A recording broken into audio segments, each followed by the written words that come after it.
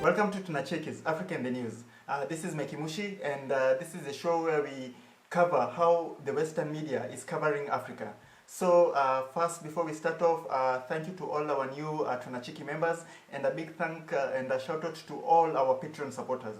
You really help us keep on making these videos, okay? So today we'll be looking at CNN and how they can't just believe how Africa is doing well against the coronavirus, okay? So there's this reporter who's interviewing the CDC chief, and is asking him kind of condescending questions, but let's watch the clip and we'll react to it, okay?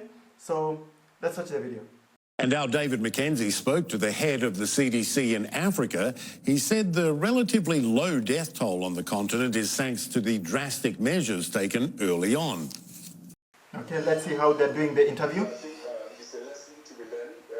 This is John Nengasong. He's the African chief of Africa CDC chief. Assumption that were based on historical understanding of the continent, which is flawed, as we are seeing in this current pandemic.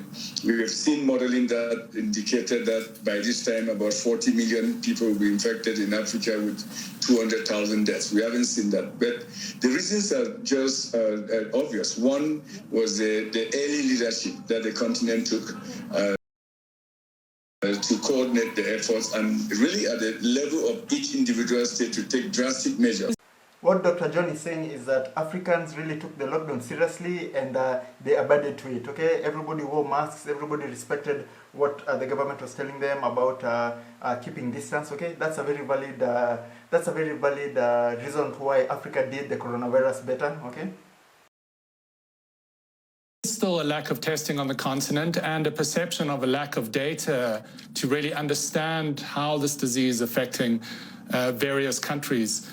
Is there just a hidden pandemic that is not seen? Are there people dying that we don't know about across the African continent? So this question is like totally baseless and factless, okay? The total rate of African deaths is still remaining the same, like if you consider the coronavirus or no coronavirus. So of course, nobody is secretly dying from coronavirus that the governments, all African governments are not reporting, okay? If the normal rates of Africans' deaths just went high without any explanation, it will have been a red flag, but there's none of that. The data is good, okay? So that's the kind of condescending questions they ask. Do you think they can ask the American people if they're hiding deaths? You know, that's the kind of thing where we're sick of Western journalists asking, you know, a whole doctor, okay? So let's listen to what the doctor will say. On a large scale? Absolutely not. What is critical, actually, David, is that the rate of the level of asymptomatic, the proportion of individuals that have been infected and they are not falling sick in the continent is very high. It's above 80%. And I think that is very, very important. So that means that we are not seeing people dying off in mass numbers as it was predicted. I think that is a very good news. And this is informed based on data. Why do you think some people find that hard to believe? So it's like asking, why do you think people are finding this hard to believe? It's so simple. Racism. Right? Racism, prejudice, or how they take Africa, okay? This is how they take you. Like, and when he's saying, why do you think people find it hard to believe? He's not asking, why do you think people are finding it hard to believe? He's asking, why do you think the Western countries are finding it hard to believe that Africa is beating them, okay? That's the type of, like, idiocy that CNN kind of, like, revolves around, and most Western medias, right? They just can't believe Africa is doing better than them, and they're looking for all excuses to make it like a false, to make it like fake or hidden, or like there's some weird thing going on that Africa is doing better than them, okay? Let's continue. Even if the data backs it up. I can understand that because of the massiveness of what we are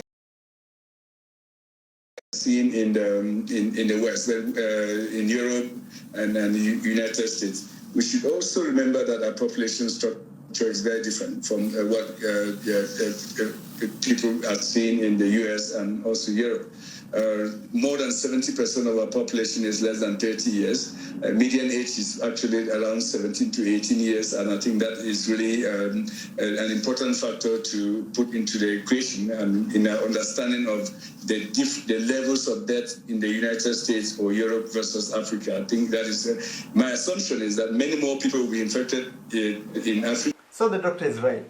Also, another main reason why Africa is doing better than the West is that Africa is a younger population, okay? Like, it's not rocket science. We are a young, uprising continent, okay? We are filled with young people, okay? So they're getting surprised why Africa is doing better than them. It's like just basic, like common sense, okay? We are rising, they're going down, okay? And they're finding it hard to conceptualize that concept. That the deaths will continue to be relatively low.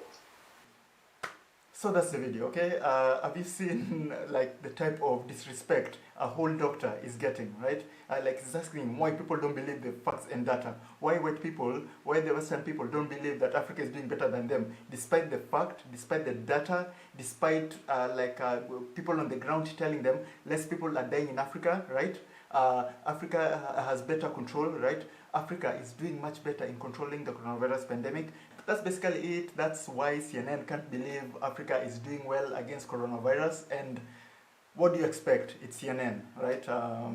Basic Western media tool, right? Together with all the others, Fox, BBC, you know, they know their market share, they know who they're reporting to.